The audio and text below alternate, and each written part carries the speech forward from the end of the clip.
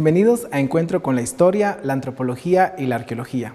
En este programa nos centraremos en el siglo XX, que ha quedado registrado en la historia por los constantes acontecimientos que cambiaron el rumbo de las políticas de Estado y del desarrollo de los países en Latinoamérica y el mundo, como la Primera y Segunda Guerra Mundial, las dictaduras militares y las revoluciones. En esta ocasión, para el caso particular de Guatemala, nos enfocaremos en la Revolución de 1944, que tras la caída de Jorge Ubico, trajo una serie de reformas que beneficiaría a las masas populares, como el Decreto 900. A continuación, les presentaremos una película de la Secretaría de Propaganda del gobierno de Jacobo Arbenz Guzmán, que constituye lo que fue su principal propuesta en su mandato, la reforma agraria.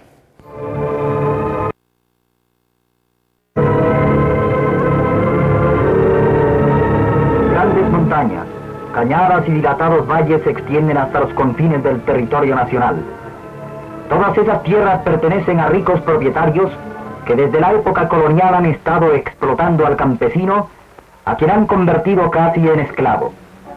Ricas potencialmente, todas esas tierras no producen, sin embargo, ni un mísero grano para el alimento del pueblo, debido a que sus poseedores han preferido conservarlas vírgenes e incultivadas, dedicadas única y exclusivamente para efectuar allí sus excursiones de cacería y placer.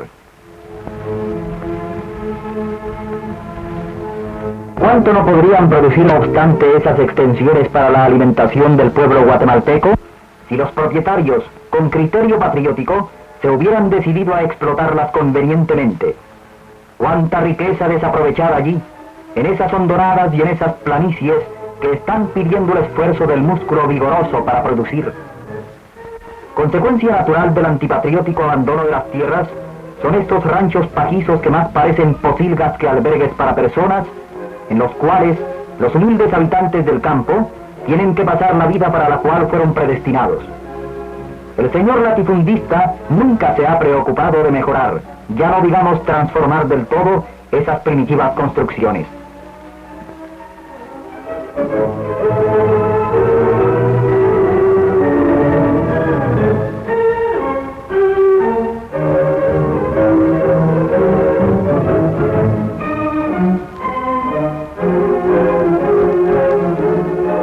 Es que ha considerado más útil y conveniente que el abandono más grande prive en el campo, mientras él se dedica a una vida de placer, y no ha querido ver en el campesino a un colaborador eficiente, sino únicamente al ser a quien se debe explotar en cualquier forma.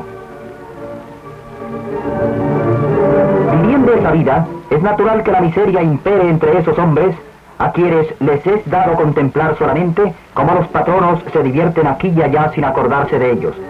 Esas míseras construcciones no se parecen, sin embargo, a los chalets pletóricos de lujo que aquellos utilizan para vivir, en los cuales todo es felicidad.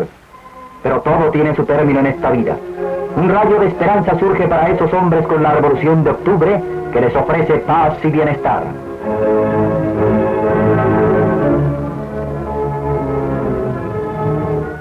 Esa esperanza se hace realidad cuando llega al poder el coronel Jacobo Arbenz, por cuya iniciativa se elabora en el Congreso de la República la Ley de Reforma Agraria, cuyo decreto 900 le es entregado en sesión solemne al mandatario por una comisión de diputados.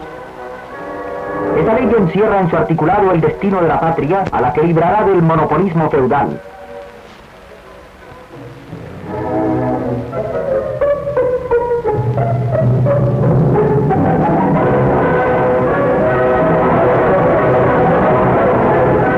Esa ley ordena que las tierras ociosas deben ser entregadas al trabajador, al campesino, y será este el que las hará producir para su propio bien y para bienestar de la patria en general.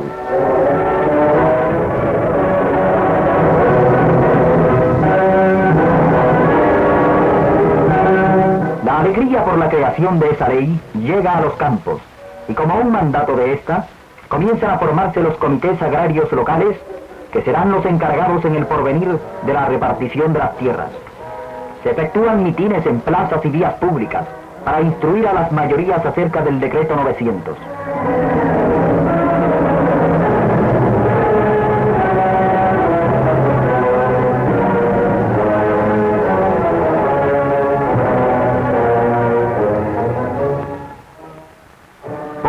poco se va haciendo conciencia en el campesinado y este comienza a despertar de su sueño de siglos y a darse cuenta de los beneficios que a todos ofrece la ley revolucionaria.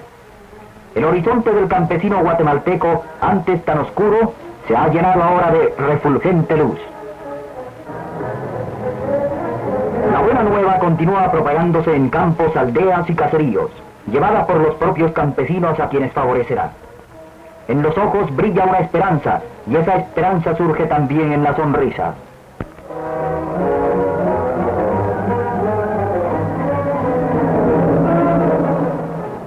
Y es que esta ley ofrece a todos la sacrosanta libertad.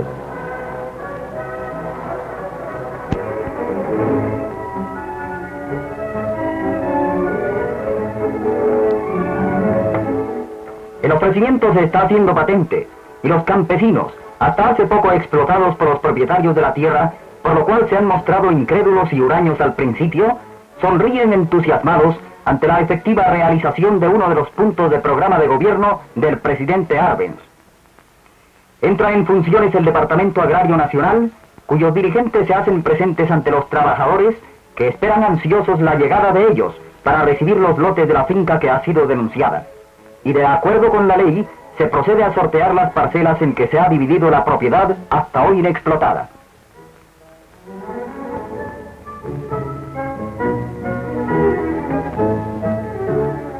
Juntamente con otros funcionarios del Departamento Agrario Nacional, llega el jefe de este, Mayor Alfonso Martínez, quien marcha acompañado por los futuros propietarios a los campos expropiados para entregar los lotes que ha tocado en suerte a aquellos y tomen posesión definitiva de los mismos.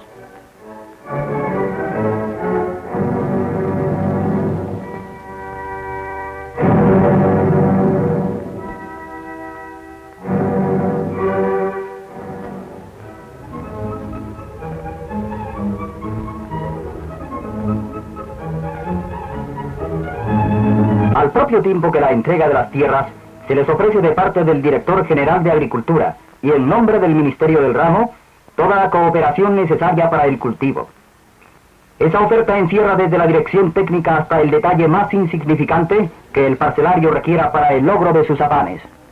Cuando las distancias son enormes, el avión sustituye al jeep. Es así como el jefe del DAN llega al suelo feraz de Chancol en Huehuetenango.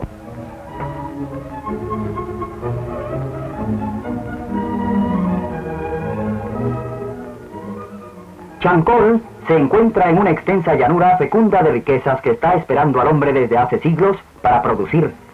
Es una tierra de altiplano, cuya entraña virgen se abrirá espontánea para recibir la semilla que le permitirá coadyuvar al régimen de prosperidad y bonanza de un pueblo que lucha por su independencia.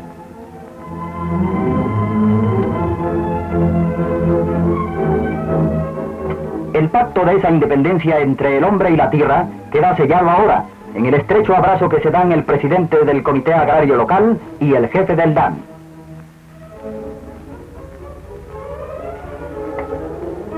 Ahora el reparto no se en la fría soledad de los altos, sino en la costa lujuriante.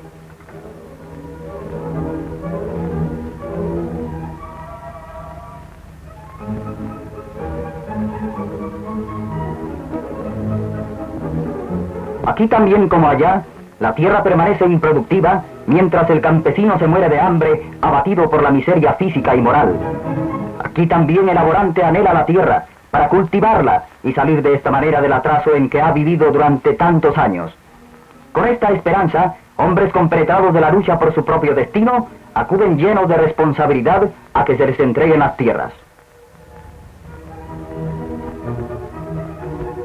Pero para llegar allí hay grandes dificultades.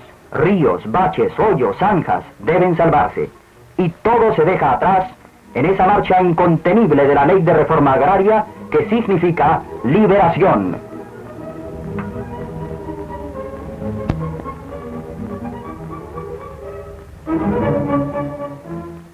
Llena de esperanzas, la señora quita afanosa las basuras del patio de la choza destartalada ante las perspectivas de una nueva vida. Allá en el fondo, la madera aguarda ocupar el sitio que le corresponde en la nueva casa que se construirá en la parcela recibida. Esta casa será diferente del rancho que le dio el patrón para que viviera allí con sus familiares.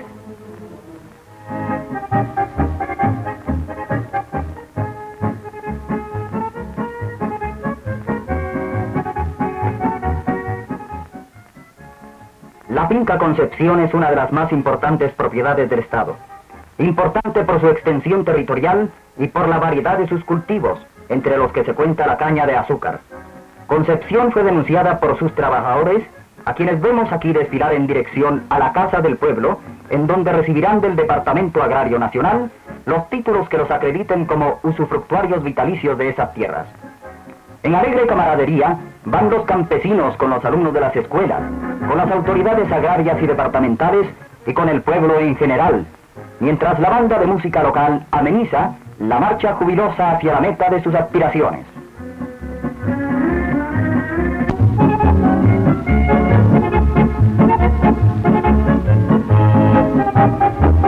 Reunidos en la Casa del Pueblo elementos del DAN y miles de trabajadores, se procede a la entrega de las tierras que les ha tocado en suerte. Toman la palabra representantes del alto organismo, un líder campesino y un miembro del Ejército Nacional, quienes se refieren a la bondad de la ley y al esfuerzo que hace el gobierno de la revolución por llevar el bienestar a las gentes del campo.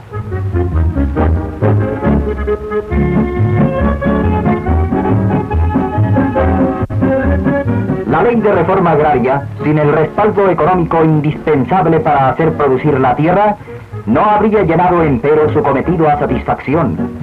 Pero para lograr esto, interviene inmediatamente el crédito hipotecario nacional, que da crédito a los campesinos para el cultivo de la tierra y para el levantamiento de las cosechas.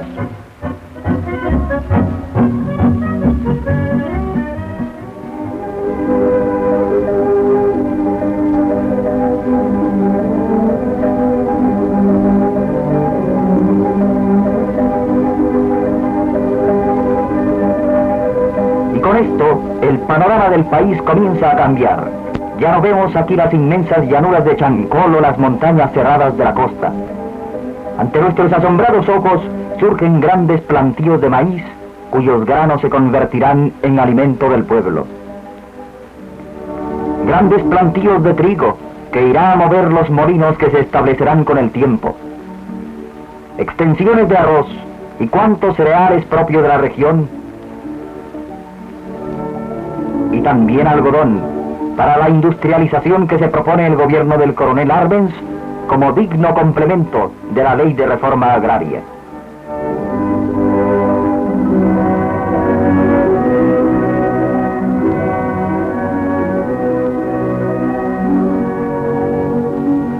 Son las parcelas con cambiantes verde y oro que constituyen la esperanza de un futuro mejor para la patria guatemalteca, en las cuales ha quedado el sudor del campesino esforzado y progresista.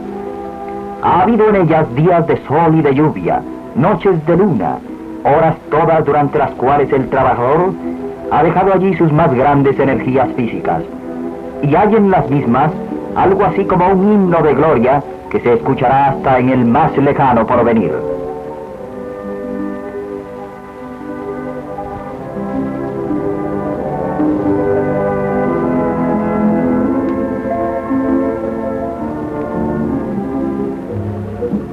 Con los sembrados se levantan presurosamente las nuevas construcciones donde vivirán los campesinos y que formarán más adelante nuevos poblados que más tarde serán parte integrante de la división política de nuestro país.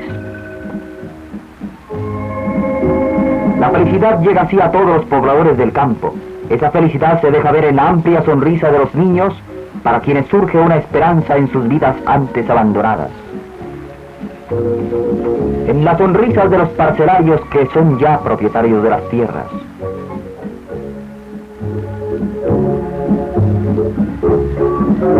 Y se siente feliz también este otro campesino entrado en años, que por la miseria en que viviera hasta hoy, casi había olvidado lo que es sonreír.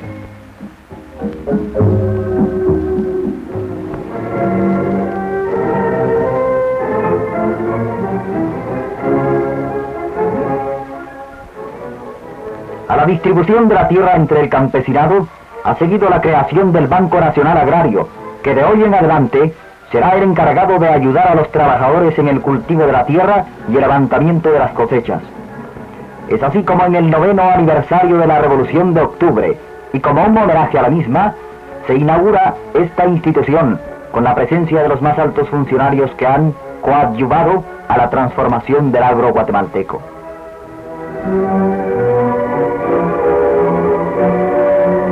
Con la presencia del primer mandatario de la nación y de centenares de ciudadanos.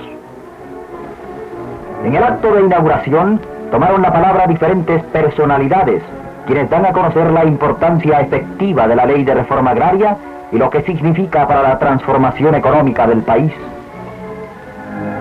El proceso de la ley sigue mientras tanto su curso ascendente, y es esta ley, juntamente con las demás realizaciones del gobierno de la revolución, como son entre otras la electrificación del país, la construcción de una carretera al Atlántico y la de un puerto nacional, las que complementarán la evolución económica de Guatemala en el porvenir inmediato.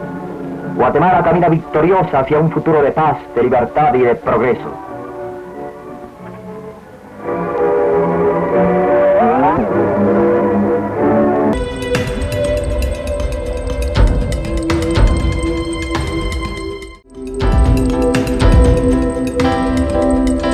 Luego de ver esta película, quisiéramos presentarles a nuestros panelistas. Ellos son los historiadores Salvador Montúfar y Lorena Miguel Coronado, ambos egresados de la Escuela de Historia.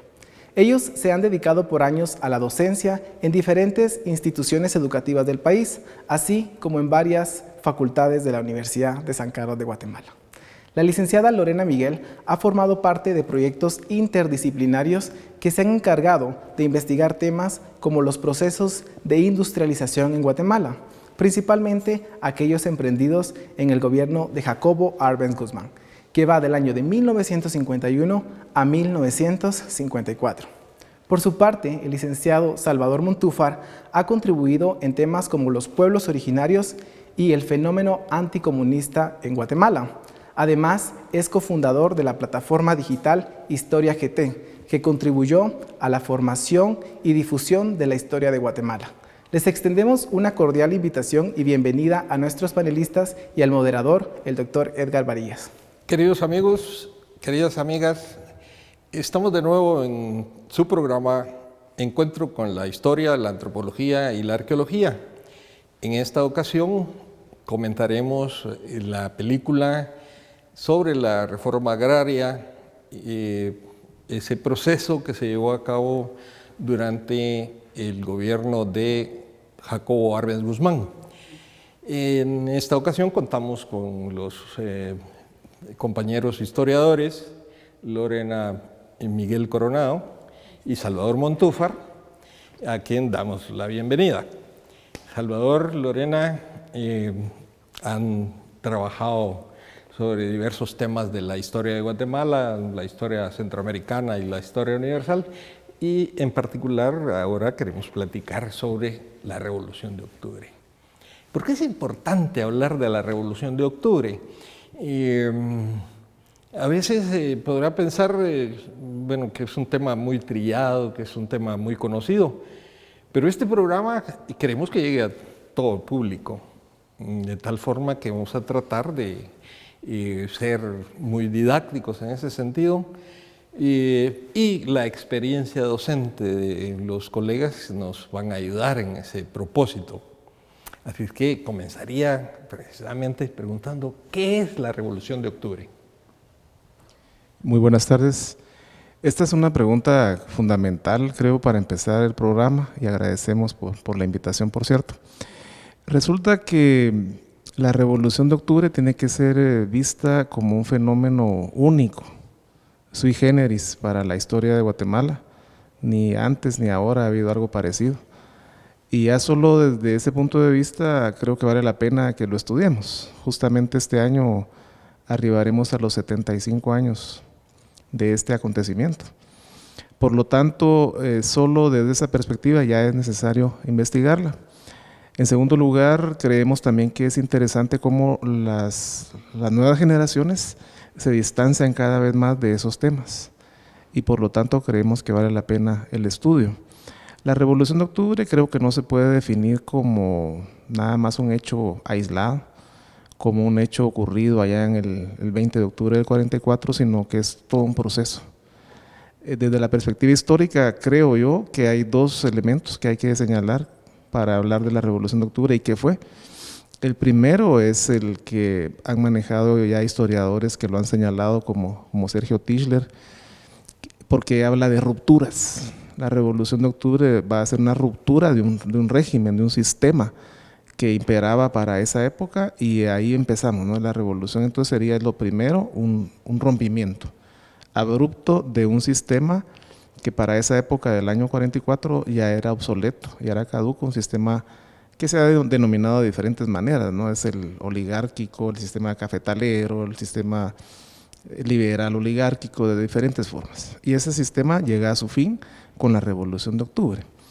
Y ya desde la perspectiva de lo que ocurre ese día, el 20 de octubre también es un elemento histórico de relevancia, explicar que hay una ruptura también. 20 de octubre del 1944. 44. O sea, la revolución abarca 10 años, ¿no? La revolución abarca 10 años, exactamente. Entonces, justo eso, me imagino que la colega nos puede hablar un poco de cómo no es solo lo que pasa el 20 de octubre, ¿verdad? Que literalmente es un golpe de Estado, y también es el derrocamiento del último presidente liberal, Federico Ponce Báides, sino es un movimiento de 10 años, es una coyuntura muy de un aliento diferente al que ocurre en un solo día, digamos.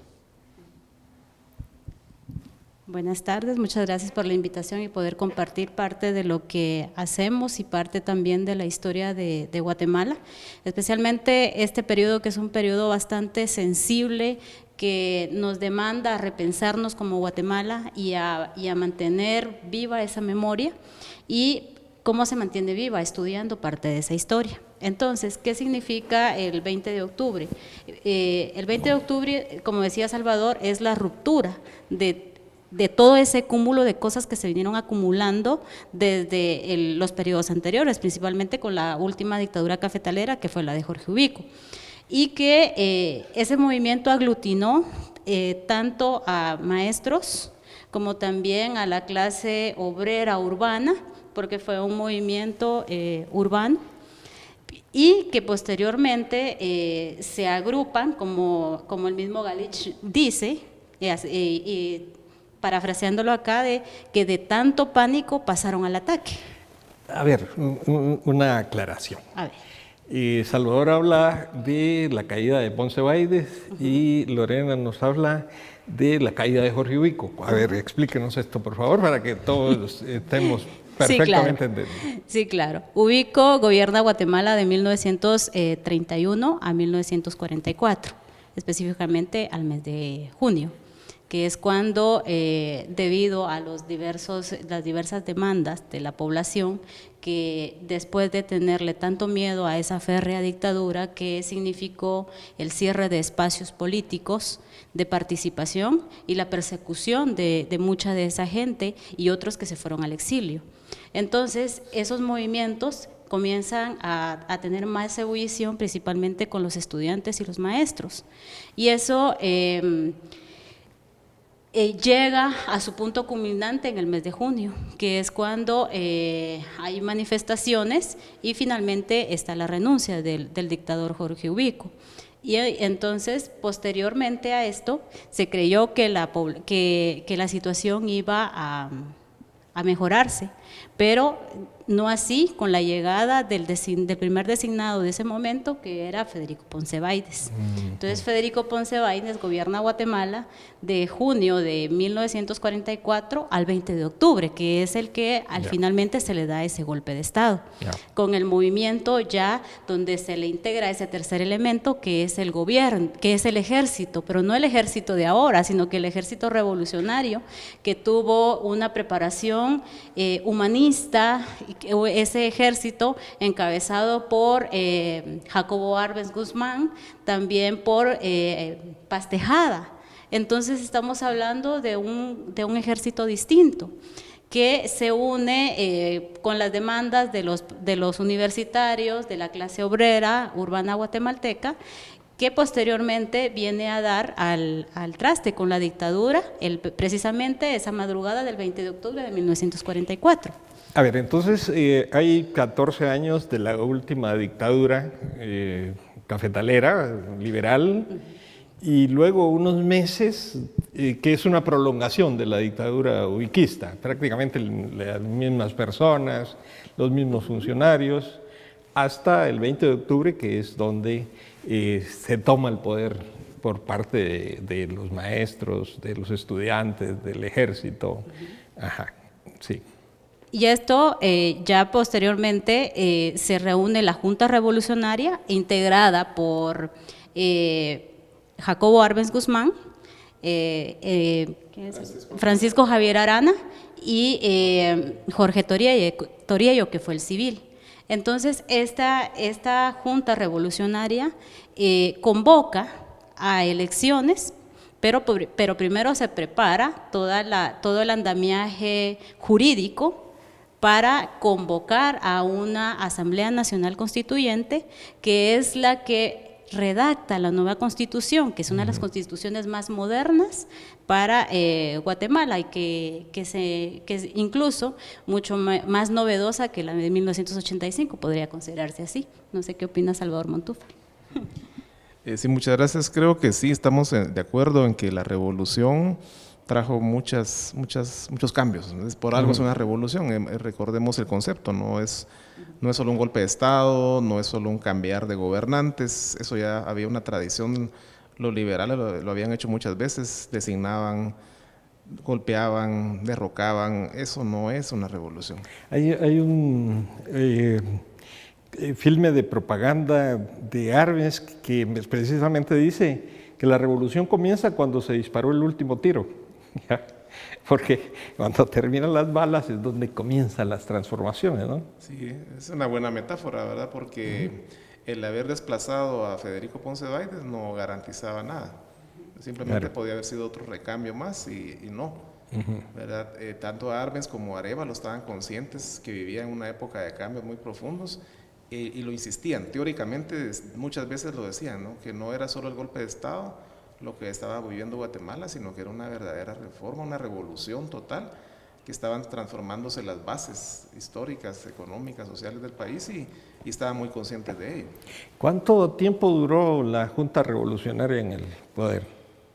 La Junta asume el 20 de octubre y entrega el poder el 15 de marzo del 45.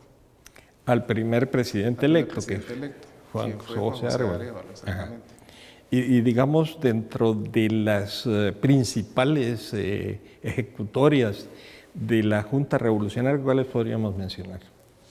Yo creo que ya mencionaba Lorena el tema del andamiaje jurídico, la convocatoria. La Constitución. Eso es clave, ¿verdad? Porque la Constitución es el síntoma de que algo está cambiando, que es el nuevo pacto social, ¿verdad? Luego hay demasiados elementos concretos que ellos también plantearon en tan poco tiempo, porque hay que reconocer que no tenían mucho tiempo. Yo creo que uno de los logros efectivos de ellos fue haber acelerado mucho el proceso, porque no quisieron quedarse ahí eternamente, ¿verdad? Ni siquiera un año duraron en el poder, sino al contrario. El objetivo de ellos era dar los pasos gigantes para transformar Guatemala, ¿verdad? Además podemos hablar también de la autonomía municipal, la autonomía universitaria. La universidad goza de autonomía desde ese tiempo, ¿no? Totalmente. Otro de los elementos fundamentales de la Junta Revolucionaria, que creo que son 3 gobiernos en realidad los revolucionarios, que se inicia con la Junta Revolucionaria, y uno de ellos es el voto femenino, donde por primera vez se integra a las mujeres, pero eso sí, es el voto femenino de una mujer escolarizada. Pero tomando en cuenta la temporalidad, es también un gran avance, porque por algo hay que empezar, ¿no? Es una base. Entonces, esto conjunto con la Constitución, luego con la autonomía universitaria, la autonomía municipal, la división política de Guatemala, tal y como se conoce ahora también. Entonces, la Junta Revolucionaria sienta la base para los posteriores cambios que va a llevar a cabo los otros 2 gobiernos, que era el del presidente Arévalo y posteriormente el del presidente Arbenz. Entonces, esta Junta Revolucionaria convoca elecciones y ahí es donde resulta, por mayoría absoluta, podríamos decir, Juan José Arévalo, ¿no? Como presidente del primer gobierno de la Revolución. Es correcto, y como apreciamos, si el 20 de octubre toman el poder estos integrantes de la Junta Revolucionaria de Gobierno y las elecciones se practican a principios de diciembre, estamos hablando de que en menos de 2 meses ya había elecciones. No es como ahora que hay que estar esperando convocatorias y dimes y diretes. No, en aquellos tiempos eran muy pragmáticos. Ellos sabían que no podían estar mucho tiempo en el poder porque tenía que convocar de inmediato, convocan y hay candidaturas por todos lados, ¿verdad? Hay una efervescencia política y se nota que el pueblo de Guatemala también está esperando con ansias la posibilidad de participar por primera vez de manera genuina en elecciones transparentes y democráticas. Y es así como bien lo decías, efectivamente, Juan José Arévalo Bermejo. Yo siempre recuerdo esa anécdota que menciona Piero Villegas, ¿verdad? Que él dice, Juan José Arévalo, ¿en qué momento ganó las elecciones? Cuando bajó del avión. En el momento que bajó del avión, ahí ganó las elecciones, porque ya lo estaban esperando para eso. Y Arévalo continuó con los cambios revolucionarios. Arévalo continuó con los cambios revolucionarios y los fue profundizando. Ajá. ¿Cuáles serían los principales logros del gobierno de Arévalo, por ejemplo?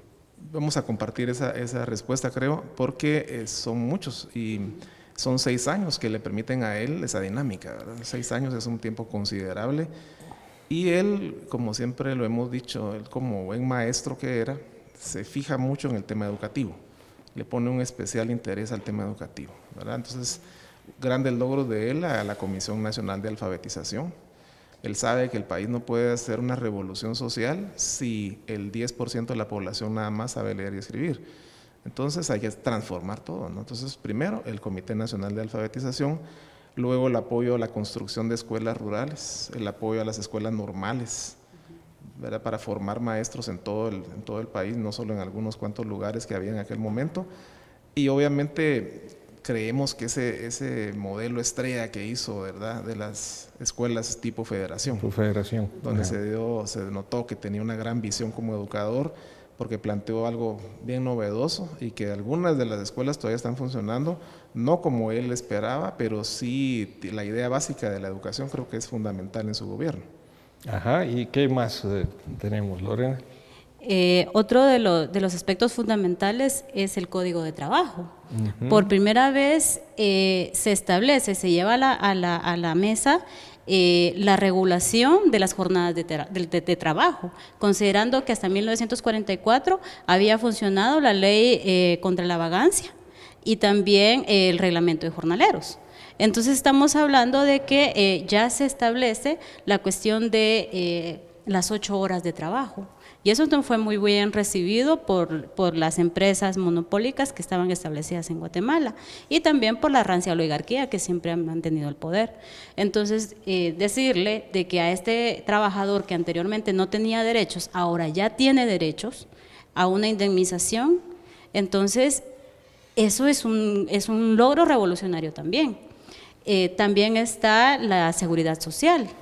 El seguro social, que ya hoy la institución no es mala, sino que mala es la administración y la gente que está allí, ¿no? Ajá. Entonces, la concepción es una cuestión. La concepción de la seguridad social y decirle a esa mujer que anteriormente salía embarazada que era despedida, ahora no, se va con un tiempo de pre y un postparto.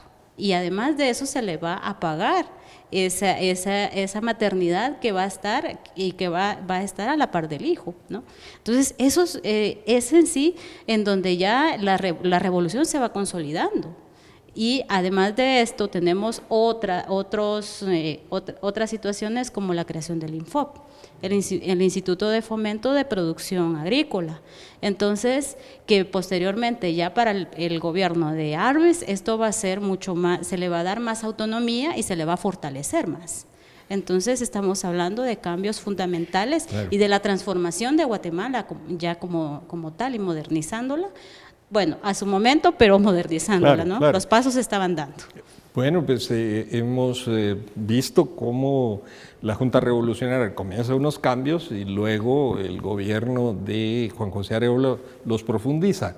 Cuando regresemos vamos a trabajar directamente sobre el gobierno de Jacobo Arbenz Guzmán y principalmente nos enfocaremos en lo que viene a ser el más grande de los retos para transformar Guatemala, la reforma agraria.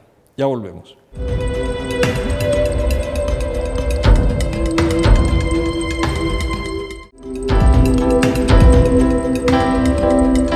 Jacobo Arbenz Guzmán gobernó Guatemala de 1951 a 1954. Profundizó la modernización capitalista que estaba desarrollándose ya desde la asunción al poder de la Junta Revolucionaria de Gobierno, que se aceleró con el gobierno de Juan José Arévalo. Ahora, metámonos de lleno al gobierno de Arbenz. ¿Qué novedades trajo el gobierno de Arbenz? Creemos que si bien el gobierno de Juan José Arévalo fue un gobierno de grandes transformaciones, por supuesto, el gobierno de Arbenz es, como se ha dicho, es el gobierno de la profundización de esas transformaciones. Ya no es solamente continuar haciendo reformas graduales, sino profundizar. Ese es el sustantivo que más claramente define lo que hace Arbenz. Creemos nosotros que cuando Arbenz asume el cargo, el 15 de marzo de 1951, él, su partido y toda la gente que creía en él está convencida de que hay que avanzar. Y el avance se da en varios casos, ¿verdad? El mismo día que él toma posesión, ofrece un discurso a la nación muy profundo, donde habla con mucha claridad de esos cambios que el país necesita. Y a diferencia de ahora que vemos a mucha gente en el ámbito político haciendo promesas electorales, el presidente Arbenz va con un programa de gobierno muy claro, muy definido y pragmáticamente establecido. Por ejemplo, él plantea que hay 3 objetivos de su gobierno y son muy claros. El primero de ellos es que Guatemala deje de ser un país dependiente, sobre todo en el ámbito económico, para convertirse en un país independiente. El segundo objetivo es muy claro también y es que Guatemala deje de ser un país feudal, para esa época todavía era un país feudal, y que transite hacia la esfera de la modernidad capitalista. Y el tercero, tal vez el más importante, que estos objetivos solo se pueden lograr si van en beneficio de las grandes mayorías. Entonces está bien claro lo que él quiere hacer. Y yo creo que la colega Lorena nos puede profundizar en cómo él iba a llegar a presentar este plan de gobierno a la nación y que dejara de ser solo eso, simples promesas, para convertirse en proyectos concretos. Sí. Parte de estos 3 puntos fundamentales que se planteó se tradujeron en 4 ejes, en 4 proyectos fundamentales. El primero fue la reforma agraria, que es el, creo que vamos a profundizar, que fue el corazón en sí del gobierno de Arbenz. La reforma agraria pasa al Congreso de la República y es aprobada en junio de 1952. Y la reforma agraria lo que pretendía era estrechar ese gran abismo existente y que es uno de los problemas más fundamentales que Guatemala arrastra desde la época colonial, que es el problema de la tierra. Entonces esa situación del latifundio, esa gran concentración de tierras en pocas manos y las peores tierras en manos de la gente que las hace trabajar. Entonces ese era el eje fundamental del gobierno de Arbenz. Entonces es aprobada en junio del 52 y se benefició aproximadamente a 100,000 familias, ¿verdad? Entregándoles tierras para que las echaran a andar. Pero la reforma agraria trae en sí también implementar otras instituciones que iban a apoyar, que iban a coadyuvar, que así lo hicieron, a ponerla en marcha y en sí a llegar a la gente donde tenía que llegar. Entonces, dentro de ellos estaba el Departamento Agrario Nacional, conocido como DAN, y el que se apoyaba también en los comités agrarios locales, que eran los que hacían las denuncias de las tierras ociosas. Y estas tierras no iban a ser totalmente expropiadas, sino que se iban a comprar en su justo precio, no en el precio en que las empresas querían venderlo o los latifundistas querían venderlos, no en el precio de mercado, sino que en el precio con el que estaban registrados.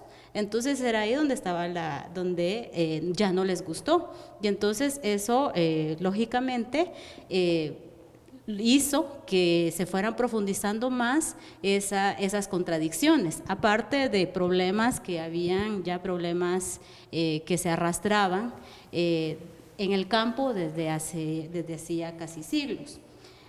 Esto no se podía, la reforma agraria no se puede entender si no vemos también los otros proyectos que la acompañan, porque como es la modernización del agro guatemalteco y la modernización de Guatemala, entonces si se moderniza el campo, entonces se va a lograr un desarrollo económico de esas mayorías, entonces lleva una lógica. Y si Guatemala está como está hoy, con la cuestión de problemas muy graves de la electricidad, y vemos que hay una criminalización hacia los líderes sociales, y principalmente en la costa sur lo vemos hoy en día, ¿no? Con la cuestión de la electrificación.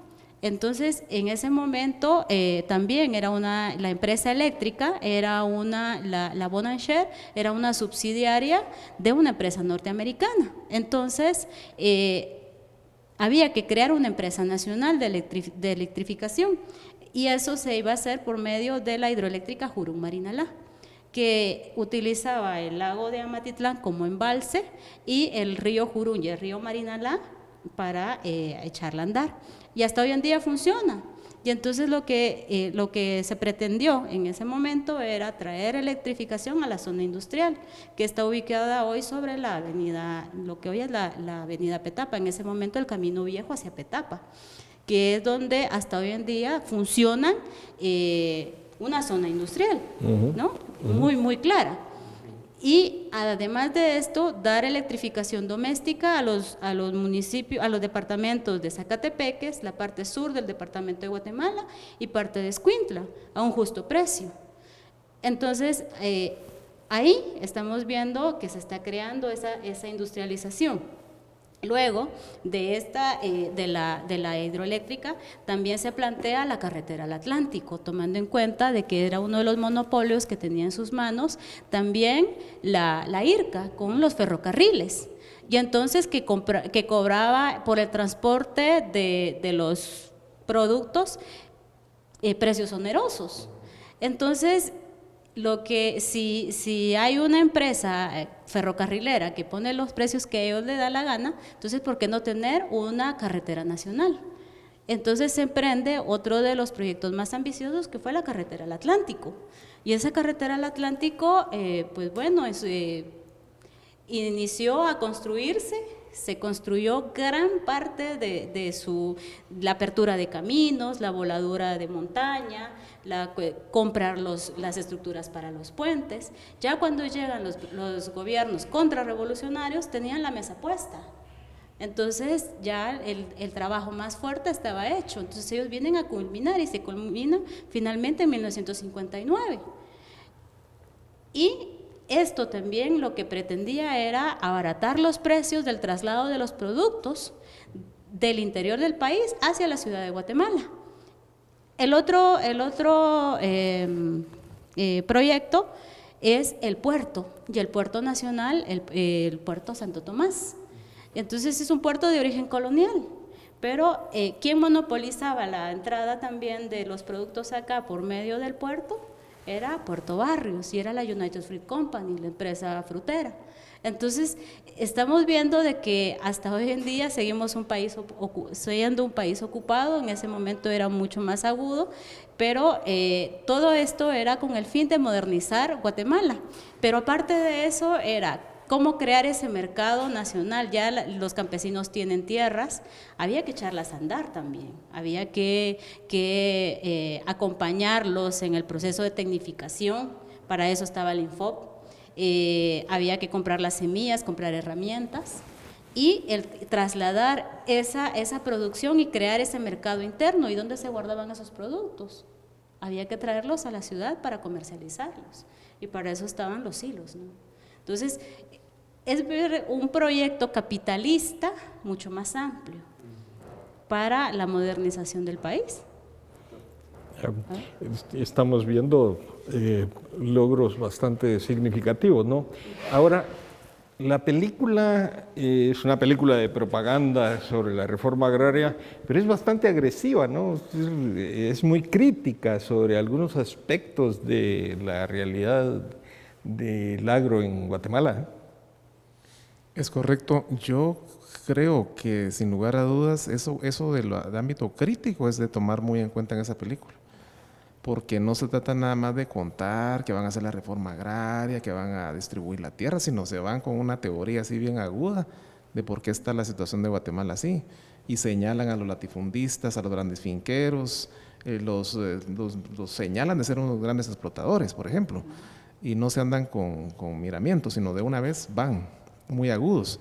Yo de alguna manera creo, ahora lo podemos ver, que 65 años después, ¿verdad? Yo creo que sí pusieron el dedo en la llaga, pero estratégicamente eso no fue correcto, porque al hacerlo de esa manera empujaron al grupo propietario a la defensiva, porque yo creo que hubiera podido ser más técnico todo, ¿verdad? O sea, hacerse el proceso, la distribución de tierras, porque en casi todas partes del mundo se hicieron reformas agrarias, ¿verdad? Taiwán, Corea, qué sé yo. Y en Guatemala no era la excepción, pero al hacerlo de esa manera tan crítica, yo creo que sí pusieron al sector poderoso contra la pared y lo obligaron a reaccionar. No digo que por la película, porque hay otras cosas más fuertes, pero el mensaje que la película traslada sí es bien fuerte.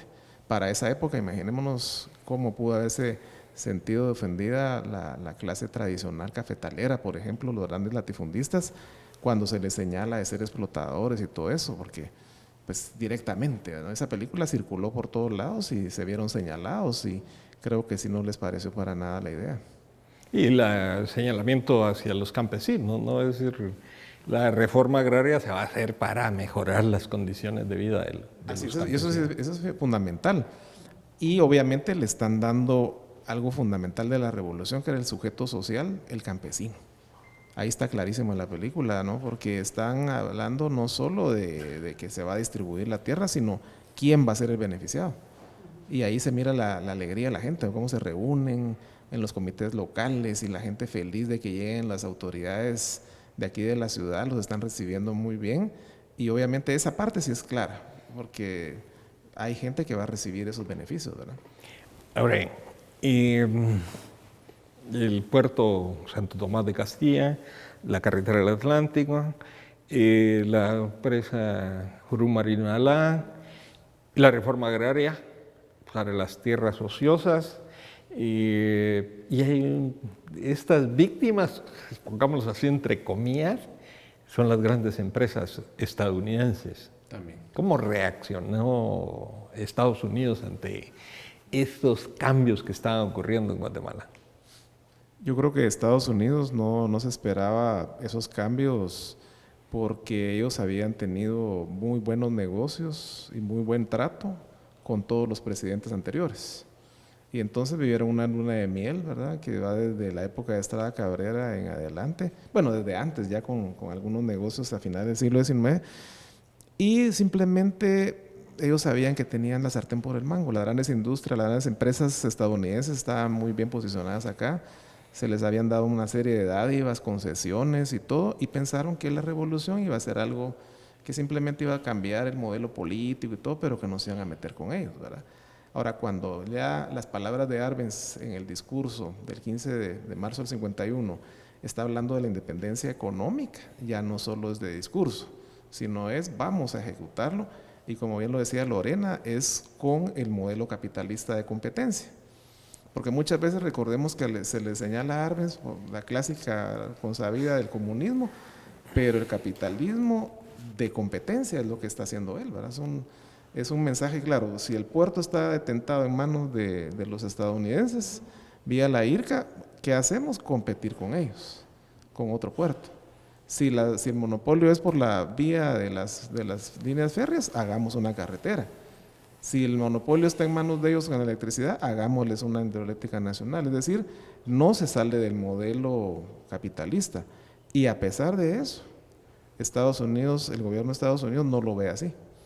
No lo ve como un modelo más de competencia, que estaban súper acostumbrados ellos a eso, sino lo ve como una afrenta, como una ofensa, y por eso viene todo el desprestigio con el tema del comunismo. También no lo podemos ver de manera aislada, sino que en el marco de la política internacional, con la cuestión de la Guerra Fría en su momento. Entonces, la Guerra Fría, Guatemala, un país que siempre ha estado en el patio trasero de Estados Unidos, cómo se atrevía a hablar de reforma agraria, cómo se atrevía a decir seguridad social, en cuestiones también de darle derechos a los que nunca habían tenido derechos. A ver, Lorena, Entonces, ¿qué es la Guerra Fría? ¿Qué es la Guerra Fría? La Guerra Fría es ese enfrentamiento a nivel internacional que hay entre los países comunistas, de tinte comunista, encabezado en ese momento ya por la Unión Soviética, China, y acá viendo que estamos en el bloque capitalista, es representado por Estados Unidos. Entonces, la Guerra Fría que divide al mundo en esos dos polos, el mundo capitalista y el mundo socialista.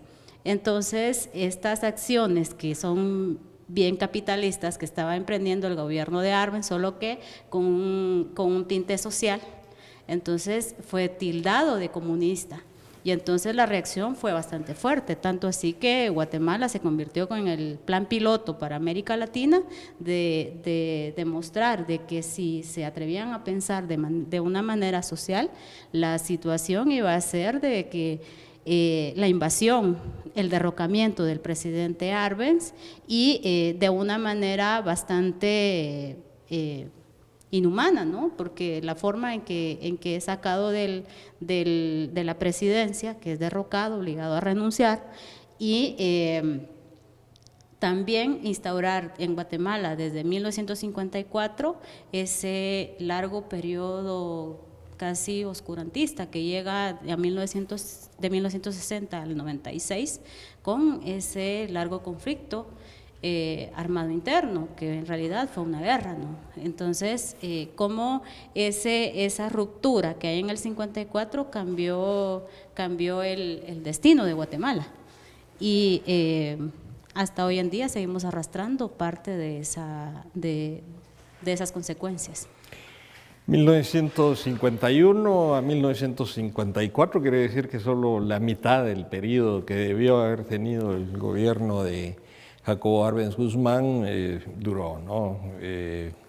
Fue abruptamente cortada las transformaciones y las grandes conquistas pues no pudieron ser borradas así de un plumazo, pero sí hubo una regresión, sobre todo en el sistema político, ¿no? Es decir, pasamos de 10 años de democracia a un sistema autoritario. A partir de la contrarrevolución del 54 podemos hablar que hay un proceso de autoritarismo, de militarización de la sociedad, de represión para las manifestaciones, de coartar la libertad de expresión, de señalar a los enemigos como enemigos internos, acusándolos siempre con el San Benito del comunismo, ¿no? A ver, concluyamos entonces, por favor, para hacer un balance general de la Revolución de Octubre y específicamente de la reforma agraria. Bueno, yo creo que esta última intervención debe ser para eso, para ir cerrando el tema en cuanto a que la revolución es inconclusa. Es una revolución que no termina sus objetivos, porque de hecho los revolucionarios pensaban que al terminar el gobierno de Arbenz las cosas iban a a profundizarse más todavía. Iba a venir una etapa donde el capitalismo se iba a desarrollar de una manera muy fructífera, porque se esperaba, por ejemplo, con el tema de la reforma agraria, que los antiguos campesinos, los arrendatarios, los explotados, etcétera, se convirtieran en granjeros prósperos. Ese era el objetivo, ¿verdad? Ver a Guatemala convertida en un país, en una nación productiva en el agro, pero que también trajera como consecuencia un desarrollo de la industria. Y eso no lo vieron ni siquiera los mismos dueños del poder en esa época, tanto local como internacional, porque dentro del plan de la reforma agraria, cuando uno lo analiza, ahí se ve que el objetivo, además de traer el beneficio a las grandes mayorías, era industrializar a Guatemala. Y no se podía industrializar un país cuyas capas medias eran tan exiguas, tan pequeñas, ¿verdad? La industrialización va de la mano del mejoramiento económico, el bienestar de la sociedad, etcétera, y se esperaba que en ese tercer gobierno de la revolución se vieran ya esos frutos, ya una capa media fuerte en el agro, ya, como decíamos, granjeros prósperos por todos lados y todo, pero al finalizar abruptamente el proyecto revolucionario del 27 de junio con la caída de Arbenz, todo se vino abajo. Yeah. Y en su lugar viene el autoritarismo, ¿verdad? Yeah. Bueno, pues muchas gracias a Lorena Miguel Coronado y a Salvador Montúfar por habernos acompañado, por habernos ampliado ese panorama sobre la Revolución de Octubre, sobre esos 10 años de primavera en el país de la eterna dictadura, como dijo el gran poeta Luis Cardosa y Aragón. Y entonces, pues esperamos que nos sigan acompañando en los próximos programas. Vamos a seguir tocando temas de la historia de Guatemala, de la antropología y de la arqueología, también de la archivística, porque son los temas que atañen a la Escuela de Historia y son los temas que queremos compartir con ustedes y discutirlo. Muchas gracias por acompañarnos en este programa. Luego de la abrupta interrupción del proceso revolucionario guatemalteco, condujo a una serie de acontecimientos que marcaron profundamente la historia del país y de los que aún hoy en día no se recupera. La primavera del 44 sigue presente en la memoria histórica del pueblo que continúa su lucha por un mejor país. Les agradecemos su sintonía y los esperamos en la próxima transmisión de Encuentro con la Historia, la Antropología y la Arqueología.